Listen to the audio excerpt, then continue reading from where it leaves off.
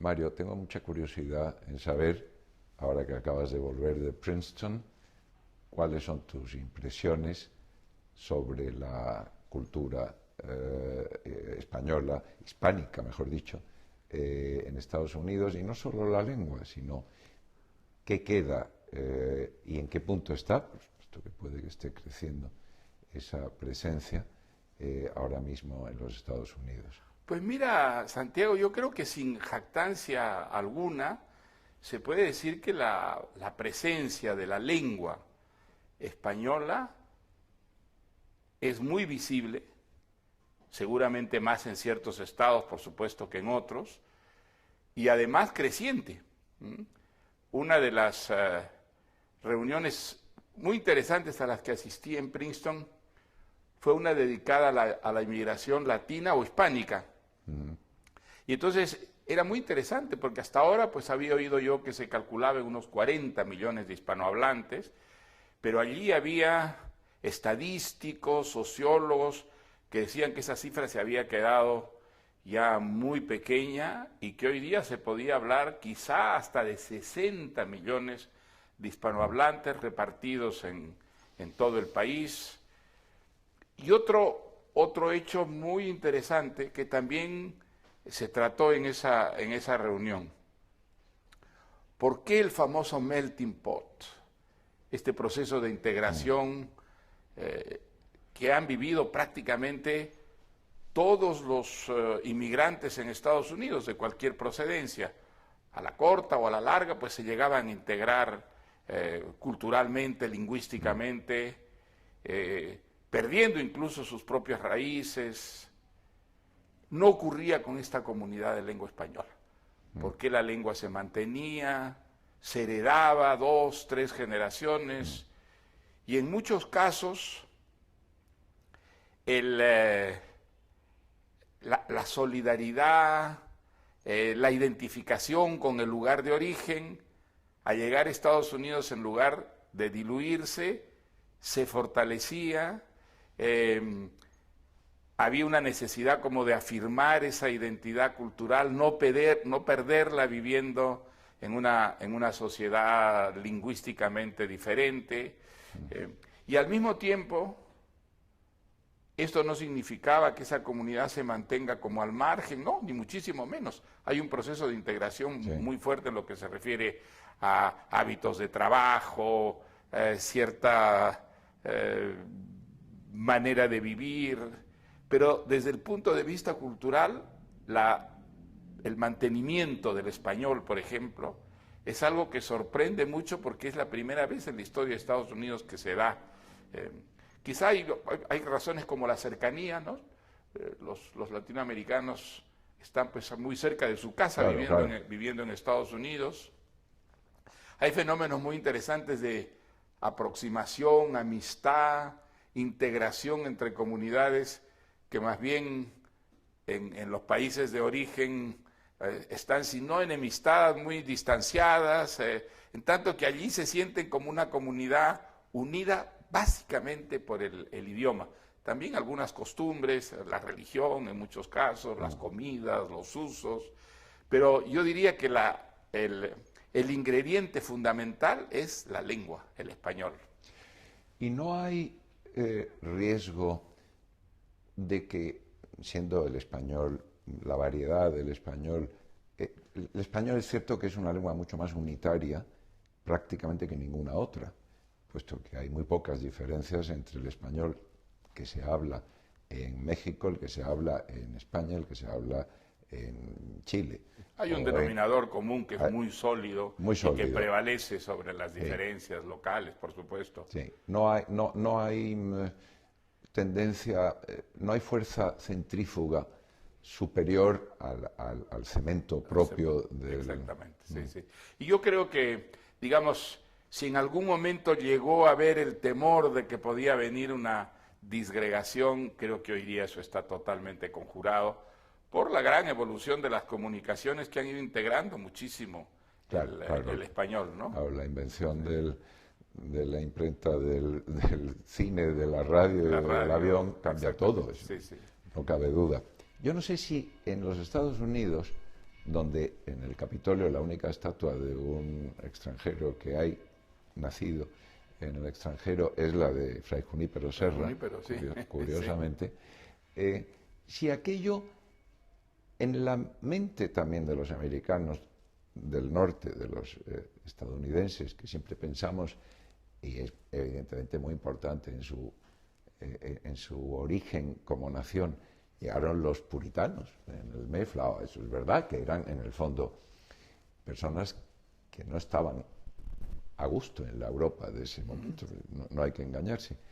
Mi pregunta es si no hay también gérmenes que hayan quedado de ese lado racionalizador que parte del influjo español tuvo.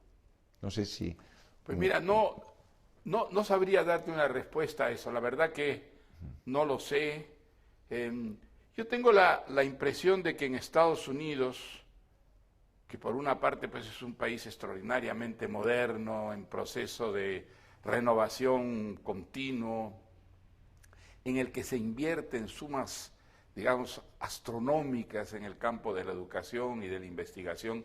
Al mismo tiempo hay un tipo de educación que sacrifica mucho las ideas y el conocimiento general por la especialización. Y entonces, una cosa que te sorprende mucho en Estados Unidos es incluso conversando con gente formada, culta, de pronto unos vacíos absolutamente extraordinarios, no solo sobre cosas que ocurren en España, sino cosas que ocurren en los países vecinos. Sí. Ellos tienen especialistas, gentes que saben muchísimo en el campo concreto y específico y que tienen una ignorancia que te sorprende mucho, que no ocurriría en Europa, por ejemplo, respecto a hechos que todo el mundo da por sabidos, por conocidos, ¿no? Entonces, no sé si realmente sobre ese pasado, que es un pasado relativamente reciente para Estados Unidos, hay una conciencia que pueda desbordar el ámbito académico, el ámbito universitario. Lo que es interesante, por ejemplo, es cómo las comunidades de origen hispánico en Estados Unidos reverencian, rinden culto a toda la presencia de lo hispánico en Estados Unidos. Eso es muy, muy interesante, por ejemplo, en California. En California, pues, lo que quedan de las misiones, lo que queda de la California hispánica, está promovido como un gran atractivo turístico. Las pequeñas iglesitas o construcciones coloniales han sido restauradas con muchísimo gusto, y es una labor fundamentalmente de los llamados hispánicos. Los hispánicos reivindican mucho ese pasado como propio. Así, o sea, los que llegan ahora o han llegado en los últimos 50 años encuentran que es suyo, cosa que lo es, evidentemente, pero lo aceptan como tal. No solo lo aceptan como tal, lo reclaman. Sino lo reclaman, lo exhiben, se identifican alrededor de eso. Ocurre en la Florida. En la Florida es muy interesante ver cómo hay la reconstrucción de los fuertes españoles, por ejemplo, están maravillosamente rehabilitados y son grandes motivos de atracción turística, figuran en todos los programas turísticos de la región, y en gran parte es una labor de las comunidades de origen latinoamericano que van allá y encuentran en esos restos, en esas antigüedades, una referencia de lo propio, ¿no? Claro, son raíces también de ellos, claro. Bueno, lo son, sin duda. ninguna duda. Son, pero fíjate que eso muchas veces en sus propios países no ocurre. Y ocurre por el hecho de estar viviendo en un mundo que, aunque es suyo, no es totalmente suyo. Y ese es un fenómeno muy, muy interesante. Por otra parte, hay que recordar que hasta que llega España a América Latina, América Latina era un mundo de comunidades que no podían entenderse entre sí. Empiezan a entenderse entre sí gracias al español. Es decir, el español da una, no solamente comunicación posible, sino una identidad a toda una región. España inventa América Latina. América Latina nace de esa integración, que es una integración lingüística y cultural. Y creo que en el extranjero, esa es una verdad que aparece de pronto en la práctica. El hecho de que ecuatorianos, colombianos, chilenos, mexicanos puedan entenderse, puedan acercarse, puedan compartir cosas gracias a la lengua común, unifica y da identidad a algo que antes de la llegada de España simplemente no existía, ¿no? Era un archipiélago, ¿no? Un archipiélago cultural. Me decías antes que es curioso ver que naciones o personas pertenecientes a naciones al sur de Río Grande, donde quizá entre ellas tienen sus diferencias y desavenencias, cuando están ya fuera de ese mundo y están en Estados Unidos, que evidentemente es otro escenario distinto, descubren que tienen más cosas que los unen que cosas que los separan. Diferencien, absolutamente. Es curioso, sí. Yo creo que es un fenómeno que se da seguramente en todas las comunidades que son comunidades expatriadas, ¿no?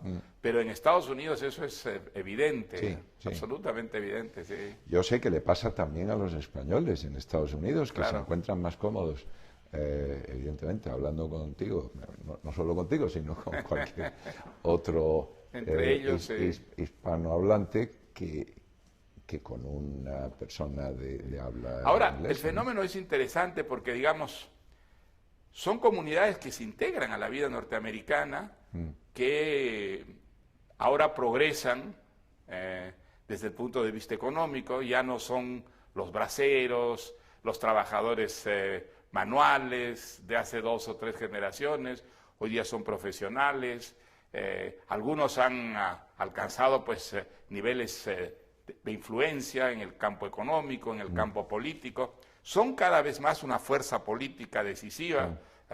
De hecho, Obama es presidente en gran parte por el voto latino. El voto latino. El voto latino fue decisivo en su victoria. Y están cada vez más organizados porque han descubierto que en Estados Unidos es indispensable la existencia de sociedades, fraternidades, lobbies que defiendan intereses particulares de las comunidades, de tal manera que se integran, pero se integran sin renunciar a sus orígenes, y ese es un fenómeno nuevo en la historia de Estados Unidos. Provoca cierta alarma en ciertos sectores, provoca cierta... Bueno, hemos visto Huntington, por ejemplo, una persona pues, muy respetable, un historiador, ha escrito sumamente alarmado que el español puede desintegrar la identidad norteamericana. Yo no creo, yo creo que es un fenómeno que tiene que ver además con el mundo de nuestros días, esas identidades cerradas, únicas, absolutamente homogéneas, son cada vez más anacrónicas, ¿no? Claro. Y Estados Unidos es, yo creo, un enorme país hecho cada vez más de culturas distintas, creencias distintas, costumbres distintas, con un común denominador muy sólido, desde luego, ¿no? Pues, si te puedo hacer una pregunta ya más personal, pero tengo curiosidad. ¿Qué siente un gran escritor como tú, en lengua española, en un país precisamente como Estados Unidos? Es una pregunta que quizá haya que dejar al margen de esto, pero no resisto el hacértela. ¿Te entienden o no te entienden? Y digo, incluso traducido lo que tú escribes. Sí. Porque la traducción no resuelve los problemas de comprensión. El idioma es a la vez reflejo de un mundo que es evidentemente el mismo prácticamente para ti, para mí, o para un chileno, para un cubano. Pero, ¿qué ocurre cuando tú preguntas a alguien que acaba de leer una novela tuya qué le ha parecido? ¿Crees que la ha entendido o no? Bueno, yo creo que, digamos, no se puede generalizar, ¿no? Yo No. creo que hay lectores que entienden muy bien, hay lectores que entienden menos, hay lectores que malentienden seguramente, y eso creo que depende no tanto del libro, sino del que lee. El ¿Ah? lector, claro. El Claro. lector, pues depende quién sea ese lector, depende además el tipo de atractivo que puede tener el libro para él. Supongo que les pasa a ellos lo que nos pasa a nosotros leyendo a escritores franceses o a escritores norteamericanos o escritores ingleses. Quizá algo se nos escapa, quizá algo que tiene que ver o con el genio de la lengua o con ciertas pues características que vienen de muy lejos y que para nosotros son Sí. difícilmente comprensibles. Pero creo que con el arte, con la literatura, con la cultura en general, hay un nivel de comprensión eh, que pasa por encima o por debajo de las diferencias lingüísticas o de las creencias, y es todo aquello que tiene que ver con la condición humana. La condición humana sí es la misma, Sí, y sí. esa condición humana, pues si se expresa a través de la obra de arte o de la obra literaria, permite un diálogo entre gentes de culturas muy, muy diversas. Quizá un inglés o un norteamericano no puede apreciar toda la riqueza del Quijote como puede apreciarla quien se mueve en ese mismo mundo lingüístico. Pero todo lo demás puede apreciarlo y todo lo demás es muchísimo. Lo que nos pasa a nosotros seguramente leyendo a Shakespeare o leyendo a Dante, Sí, ¿no? sí. Es que estamos mencionando lenguas primas hermanas, son lenguas Sí, románicas, afines, claro. románicas o indoeuropeas Sí, en sí. todo caso, muy afines. Sí, sí. Y es verdad que no es lo mismo que la sorpresa que nos puede causar incluso traducido un clásico chino o Claro, japonés, o que japonés, no, por supuesto. a fin de cuentas, Por el supuesto, mundo sí, que sí. tú cuentas Pero de en todas maneras español. esas diferencias van disminuyendo con la globalización, Sí, ¿no? sí, sí, La sí. globalización establece denominadores comunes cada vez más anchos, cada vez más grandes, y entonces eso yo creo que nos permite una mayor, no cabal e idéntica, pero sí una mayor comprensión de otras literaturas, de otras formas artísticas, ¿no? Es verdad que, pensando en tu novela, Un héroe erecto, curiosamente, para mí está muy próxima porque no solo soy español, soy andaluz, pero no sé por qué, pero tenemos más afinidad quizá. Pero evidentemente un inglés también la entendería, traducida a lo mejor, Sí. y un francés. Y quizá es porque tú también, al alcanzar un nivel de profundidad en el análisis de la naturaleza humana, empleas categorías que son paradójicamente más extensas, al ser muy intensas, que las de otros escritores que caen en una especie de autismo, que Bueno, claro, ciertamente, hay un tipo de claro, literatura que se puede llamar autista, que es completamente autorreferente. claro, claro, Bueno, que no, eso esa no, literatura se niega, claro, diríamos, claro, a claro, la exportación prácticamente, ¿sí? claro, pasa a Opone veces, tantas dificultades a claro, la comprensión de un extranjero que de alguna manera se cierra al diálogo. Pero yo creo que todo objeto cultural realmente creativo siempre apela a un tipo de experiencia compartida que tiene que ver con, hombre, las manifestaciones básicas, ¿no? De lo que es la condición humana, el amor, la amistad, la muerte, la enfermedad, las relaciones humanas. Todo eso, aunque hablemos lenguas distintas y tengamos creencias distintas, establece entre nosotros una correspondencia que es muy grande. Y yo creo que la cultura, el arte, expresan fundamentalmente por encima de las diferencias esa comunidad, ¿no?, de intereses y de experiencias, ¿no? pues como lector, además en español, afortunadamente, de tu obra, tengo que darte las gracias muy, muy sinceras por habernos hecho pasar a todos tus lectores horas tan que nos calaban tan hondo en lo que Pues nada, leíamos Santiago, de ti. muchísimas Y te agradezco gracias. que nos hayas recibido en tu casa Nada. para Esos hablar de elogios esto. venidos de un escritor y de un crítico tan agudo como tú me llenan de orgullo y me ruborizan. Muchas gracias, Encantado. Mario.